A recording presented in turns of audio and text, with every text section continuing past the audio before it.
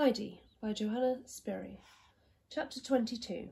The Unexpected Happens. Uncle Alp was out before sunrise next morning to look at the sky and see what kind of day it was going to be. He stood watching the light come over the mountain tops till the sun itself appeared and the shadows died away and even the valley came to life again. Then he fetched the wheelchair from the shed and put it ready in front of the hut, just before going to waken the children. Peter arrived just then, and the goats were shifting rather nervously about him, for he had been hitting out at them without the slightest cause all the way up. He was feeling very sore and cross. For weeks now he had not once had Heidi to himself, for she was always with the girl in the wheelchair, and they stayed by the hut or just under the trees.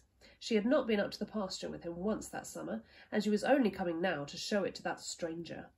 Peter knew just how it would be, and his resentment got too much for him. There stood the empty wheelchair, and he glared at it as if it were his worst enemy and the cause of all his troubles. He looked round and saw that there was no one at hand, and no sound of anyone came from the hut. In a sudden burst of rage he rushed at the chair and gave it a spiteful shove, which sent it rolling down the steep slope. It moved easily, gathered speed, and then plunged headlong out of sight. He flew up the mountain as though he had wings, and hid behind a big blackberry bush. He wanted to see what happened to the chair, but had no desire for Uncle Alp to catch him. With wicked glee he watched it, far below, bouncing off the rocks and leaping on until it crashed to its final destruction. He leapt for joy at the sight and laughed aloud. He told himself that now that horrid girl would go away, and everything would be as before. Heidi would be free to go with him up to the pasture often, every day perhaps. The real badness of what he had done had not yet occurred to him, nor had any idea of what consequences it might have. Heidi came out almost at once, followed by her grandfather carrying Clara. The shed door was wide open, and she could see that the place was empty. She ran round to the back of the hut, and came back looking puzzled. "What's the matter, Heidi?" asked her grandfather. "What have you done with the chair?" "You said it was in front of the door, but I can't see it anywhere," she replied. A strong gust of wind just at that moment sent the shed door slamming back against the wall. "Perhaps the wind has blown it away," Heidi cried, looking anxiously about. "Oh dear, if it has rolled right down to Dorfley, we shan't get it back in time to go." "If it has fallen as far as that, we shan't get back at all. We shan't get it back at all," said the grandfather. "It will be broken in 100 pieces." He went to look over the edge and murmured to himself, "That's curious." He saw the chair and realised that to fall where it had, it would have had to turn a corner on its way from the shed. "Oh, how dreadful!" Clara wailed. She was really upset.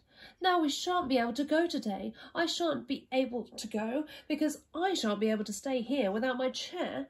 Oh, what shall I do?" "We'll go up to the pasture today anyway, as we planned," Grandfather told her kindly. "After that, we'll see." That satisfied them both. He went indoors and returned with an armful of rugs, which he spread out in the sunniest spot he could find. Then he settled Clara on them. He fetched their milk and brought out Daisy and Dusky from their stall. "I wonder where that boy's got to," he remarked thoughtfully. "He's very late." Peter had not given his usual whistle. When the girls had finished their breakfast, he picked Clara up and the rugs and said, "Now we can go, and we'll take the goats with us." Heidi went happily ahead, with a hand on each animal's neck. As they were so pleased to be with her again, they almost pressed against her on either side, so that they almost crushed her between them. When they reached the pasture, they saw the other goats grazing peacefully in little groups, and Peter stretched full length on the ground.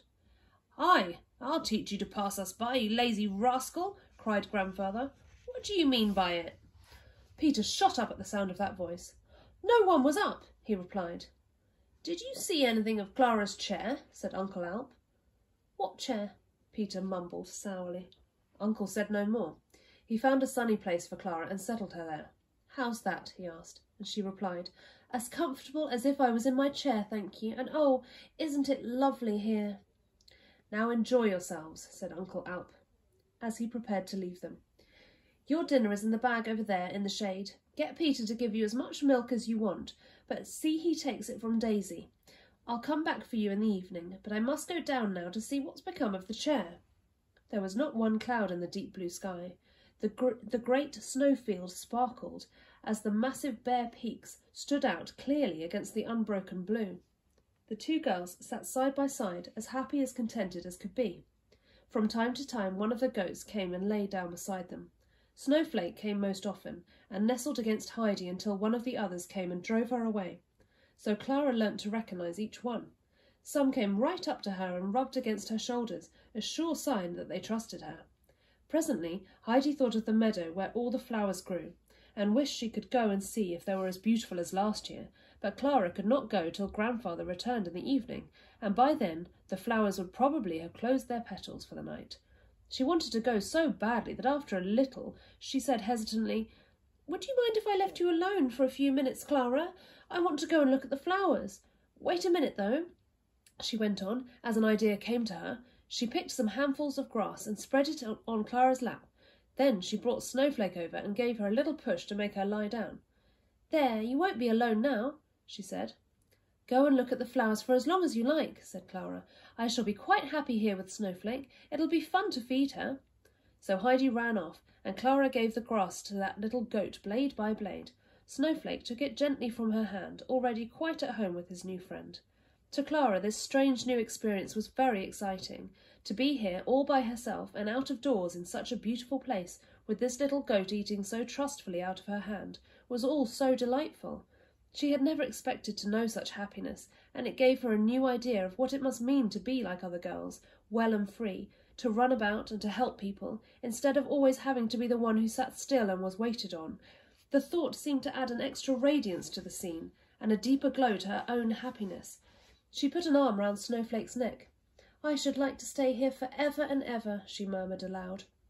Heidi, meanwhile, had reached the flowery meadow, and was gazing ecstatically at the yellow carpet of rock roses and the blue gleam of harebells, the sweet-scented primulas, and dozens of other flowers.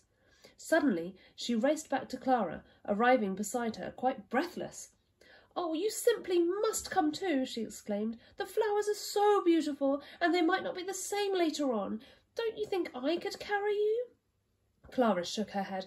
"You couldn't possibly, Heidi. You're smaller than I am. Oh, if only I could walk." Heidi looked round for inspiration. Peter was sitting higher up the slope, staring down at them, as he had been doing for an hour or more, as though unable to understand how it had happened.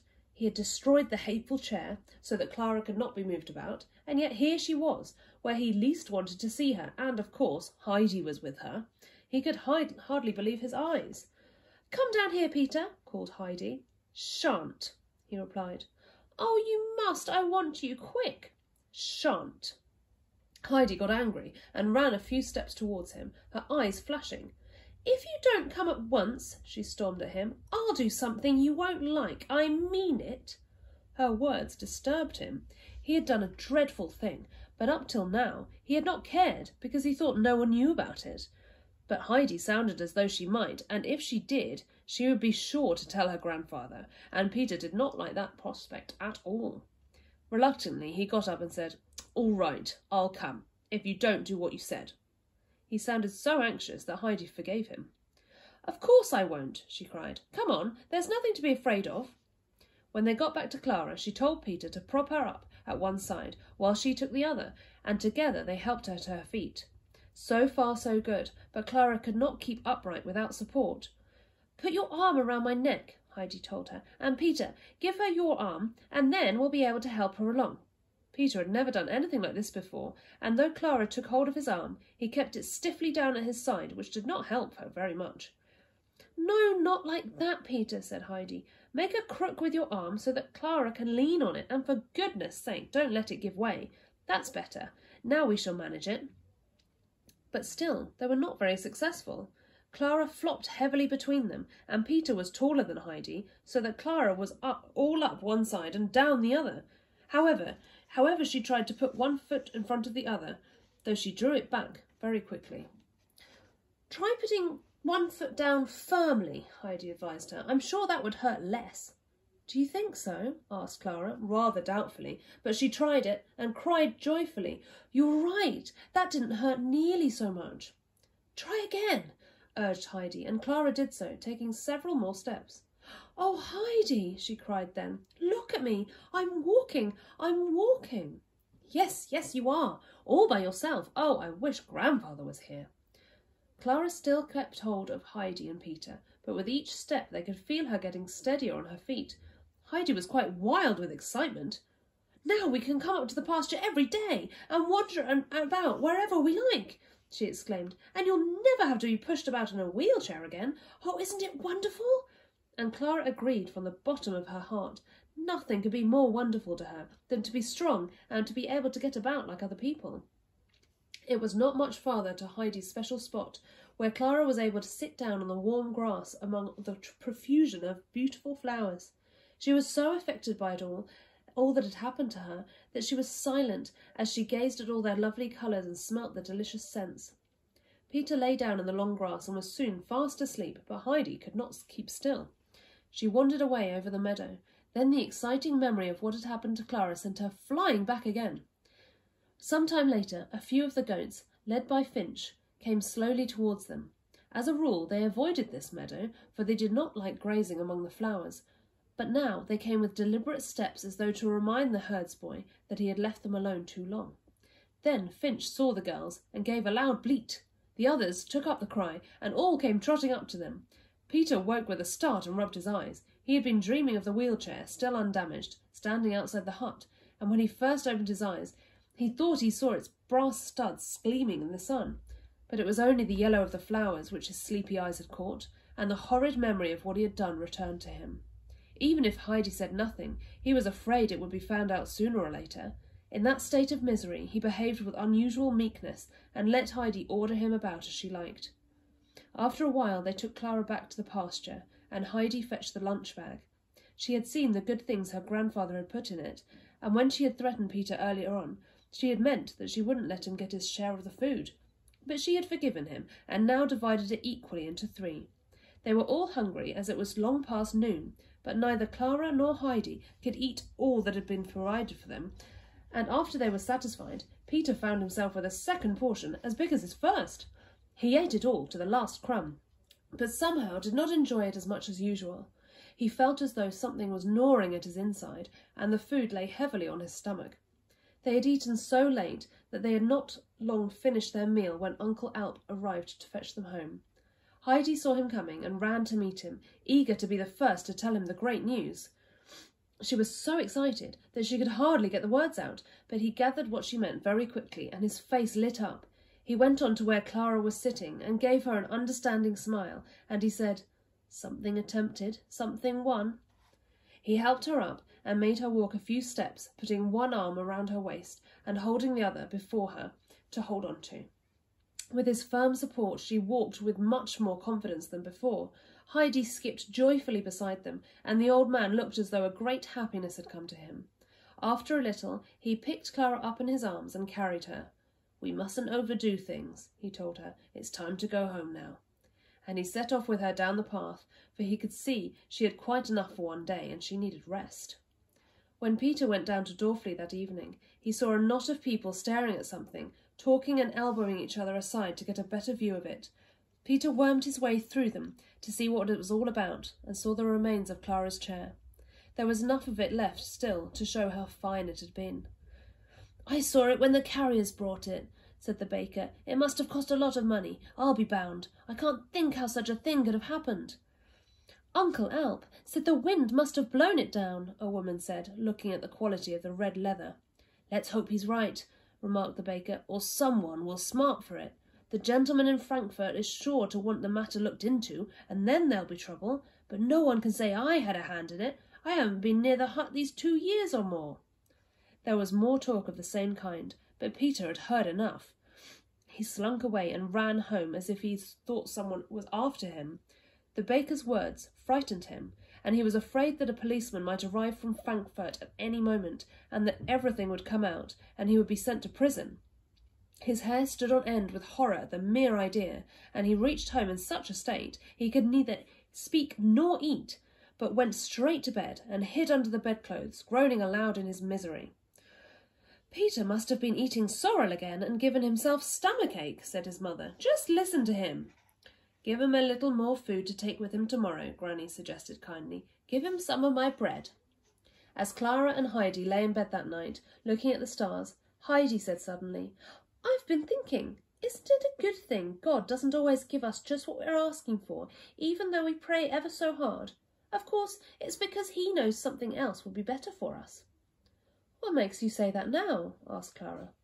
"When I was in Frankfurt, I prayed so hard to be allowed to go home at once, and God didn't let me, and I thought he had forgotten me. But if I had gone home then, you would never have come here and got well." Clara considered this, and then she said, "But in that case, perhaps we ought not to pray for anything, because God knows, as we don't, what is best for us." "I don't think that's quite right either," Heidi replied quickly. "We ought to pray to him every day to show our trust, and that we know that everything comes from God. If we forget him, then sometimes he lets us go of our own way, and then things go very wrong with us. Your grandmama told me that, and everything turned out as she said it would. So now we ought to thank him for making you walk." "I'm glad you reminded me," Clara agreed. "I was so happy I'd almost forgotten my prayers." Next morning, Uncle Alp suggested they should write and invite Mrs. Sesemann to pay them a visit, as they had something special to show her. But the children had planned a better surprise still for Grandmama. They wanted Clara to practice until she could really walk alone before Grandmama heard about it, and they asked Uncle Alp how long he thought that would take. He said about a week, so their next letter to Ragaz contained a pressing invitation to her to come up to the mountain in about a week's time, but they did not tell her why. The next days were the happiest Clara had known on the mountain. Her waking thought each morning was, "I am well, I can walk." Each day she went a little farther alone, and the exercise gave her such an appetite that Uncle Alp cut her bread and butter thicker each day and filled the mugs again and again with milk, and nodded and smiled to see it all disappear so rapidly. In this pleasant fashion the week passed.